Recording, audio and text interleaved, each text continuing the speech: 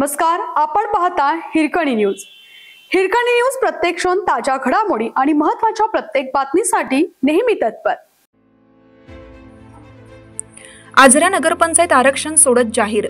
आजरा नगरपंचायतीच्या सार्वत्रिक निवडणुका जाहीर झाल्या असून यावेळी नगराध्यक्ष पद सर्वसाधारण खुले प्रवर्गासाठी घोषित झाला आहे।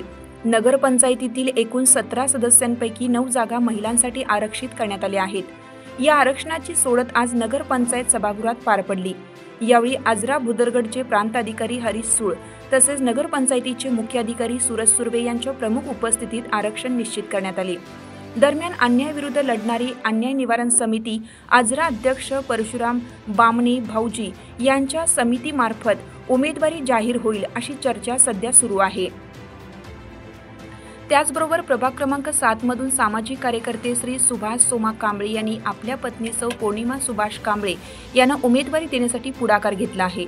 श्री कांबळे हे गेल्या अनेक वर्षापासून सामाजिक आणि क्रीडा क्षेत्रात कार्यरत असून विविध क्रीडा स्पर्धांचे आयोजन, युवक युवती आणि विद्यार्थ्यांसाठी उपक्रम राबवून त्यांनी लोकांमध्ये विश्वास निर्माण केला आहे। प्रभाग क्रमांक 7 मध्ये कांबळे दाम्पत्यांना मोठे लोकसमर्थन मिळत असून या निवडणुकीत विजयाची 100% हमी मतदारांनी व्यक्त केली आहे। श्री कांबळे यांनी नेहमीच जनतेत मिसळून सर्वसमावेशक व धडाडीचे कार्य केले आहे। त्यांच्या या कार्याची दखल सर्व राजकीय पक्षांनी घेतली असून सौ पौर्णिमा सुभाष कांबळे या संभाव्य उमेदवार म्हणून चर्चेत आहेत। हिरकणी न्यूज करिता दिग्विजय शेट्टे।